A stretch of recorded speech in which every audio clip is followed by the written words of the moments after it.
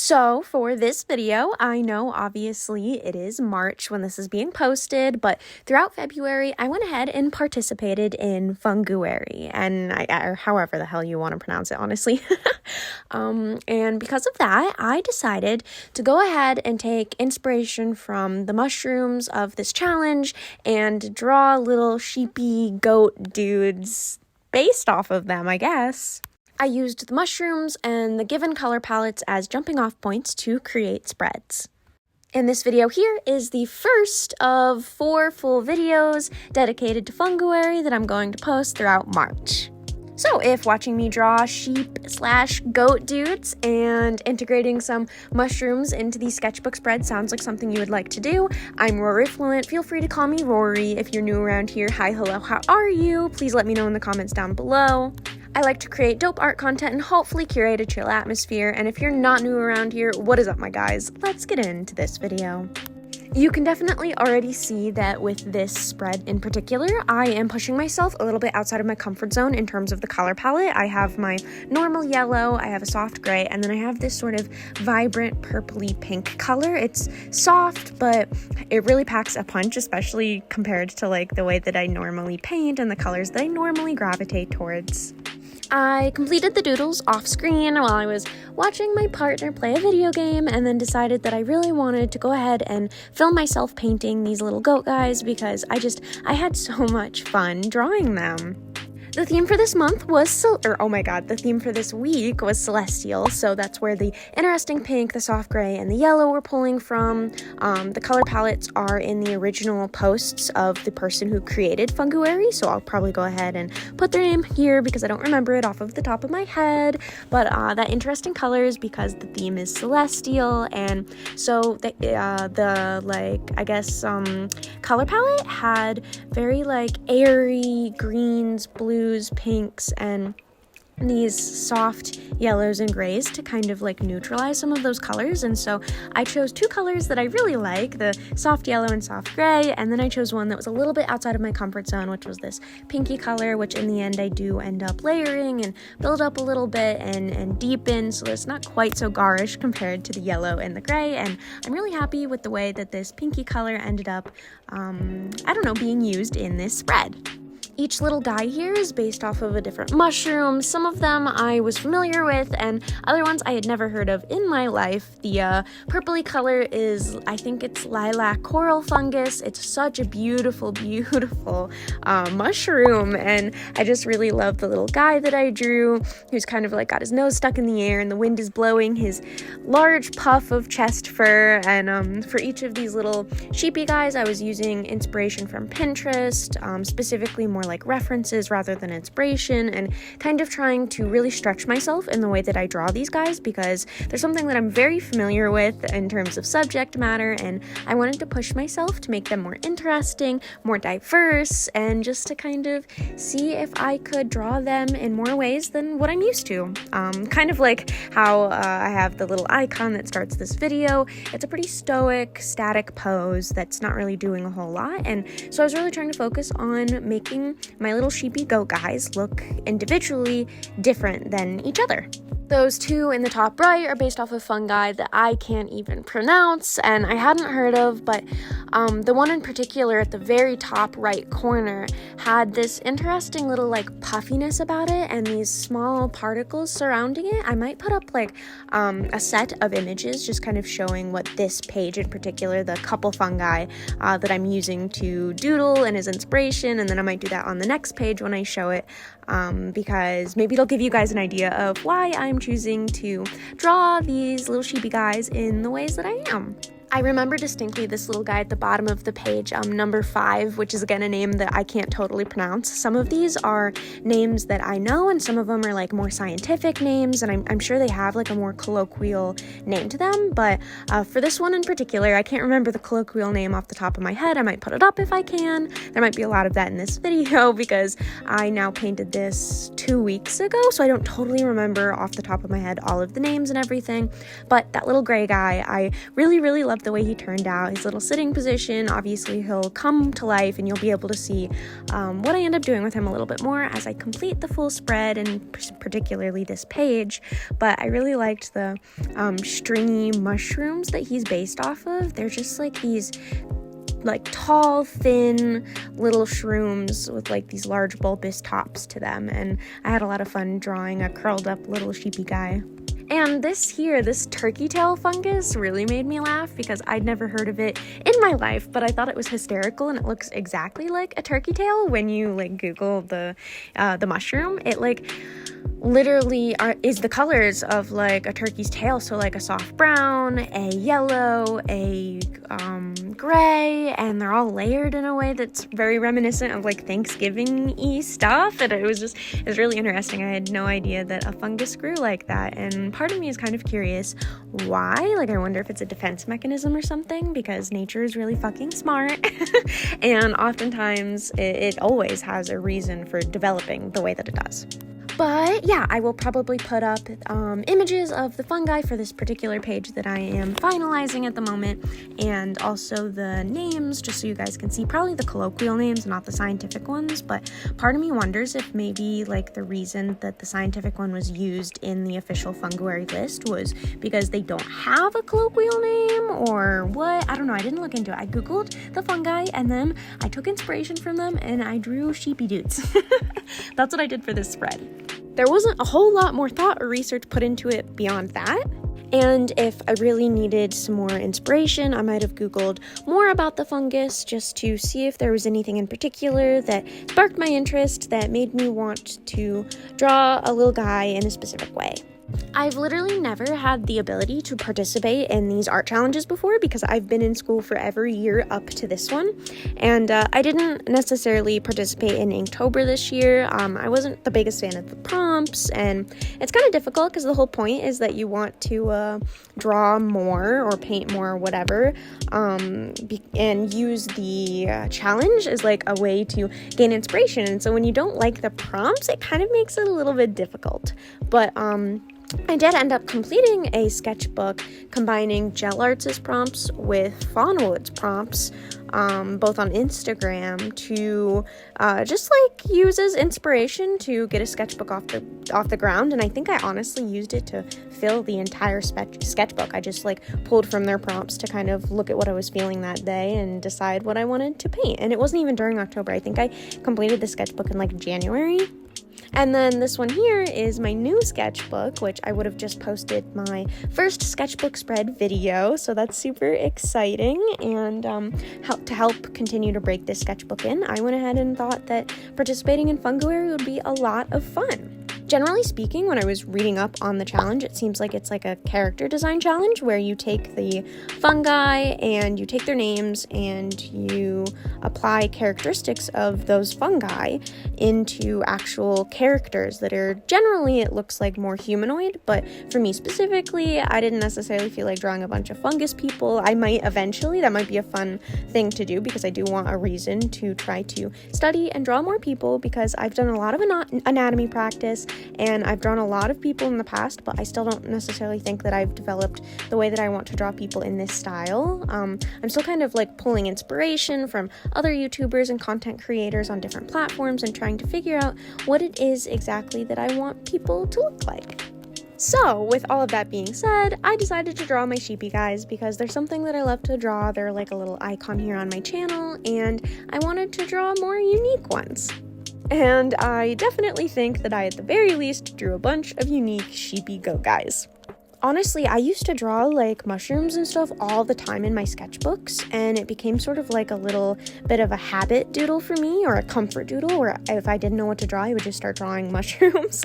And I feel like I've kind of fallen out of practice with that, and so this was also really helpful to get back into trying to figure out how I personally like to draw and paint shrooms and fungus and stuff, because I haven't done it in so long, but I used to, and it's not necessarily as like part of the drawing muscle memory that I have anymore, especially not compared to what it used to be. So this was like a lot of fun to combine two things that I love and adore, mushrooms and my sheepy boys, and put them together and throw them at a few spreads and see if I can find a way to make it work for, 4 whole spreads.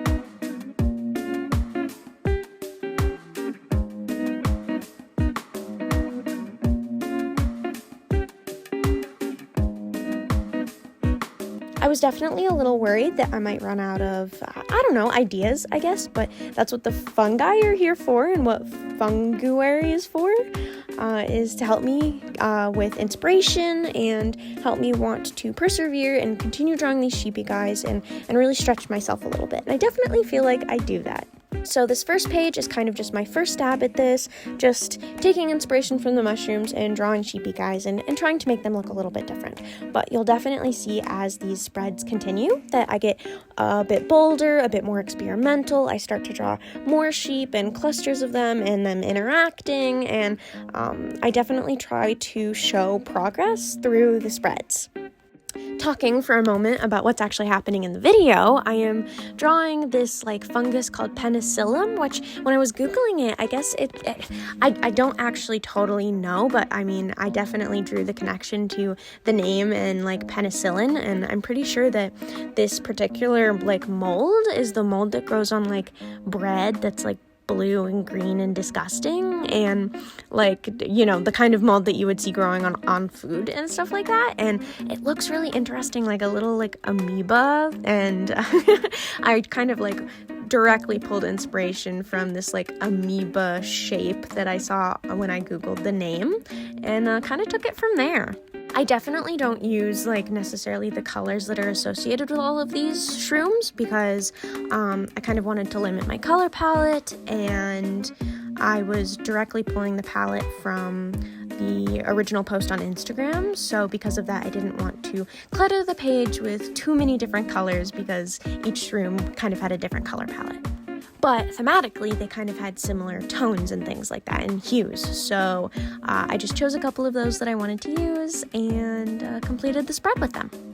Watching myself like paint these shrooms, and specifically the I think it was called angel wings, that's here in the bottom left corner of the page, I am kind of thinking, wow, I really want to work on like adding more dynamic shadows and using sort of like soft blues and purples to emphasize those shadows and really bring them to life and ground some of these guys. And I'm not saying that I don't do some of that in the end, but just like watching this back, it's definitely something that I want to keep in mind for future spreads, and something that I want to work on is like my lighting and my shadows, and really trying to use more colors than just like the one that I pick for this specific little guy or whatever.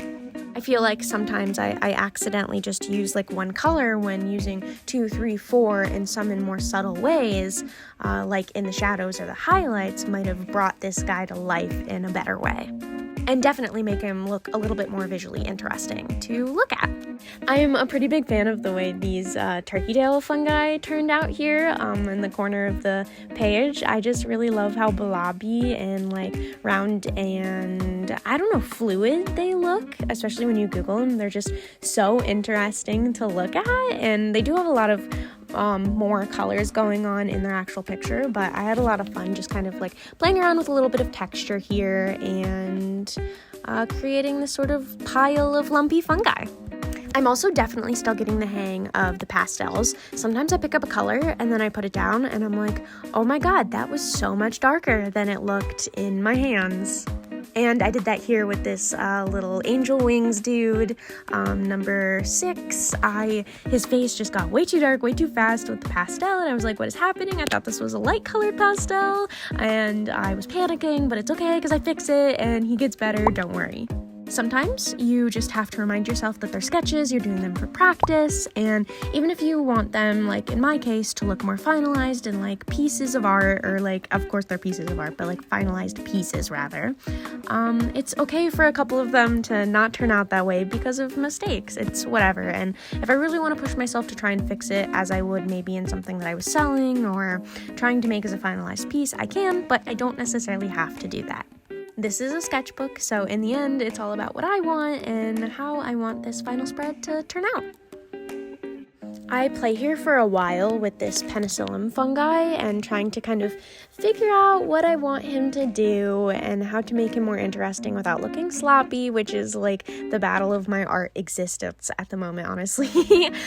So I take breaks and go to the angel fungus that I have crawling up the side of this particular page, and I really, really love the way that this angel fungus turns out. I just had like a lot of fun with it, and I feel like I was struggling with it a lot less than I was the penicillium, because like again with this like lumpy amoeboid shape, and then it was the bright color that I'm not super used to, and I just feel like I was struggling a little bit to figure out what it was that I was trying to do with him. And in the end, I don't dislike him, but he's not my favorite on the spread for sure.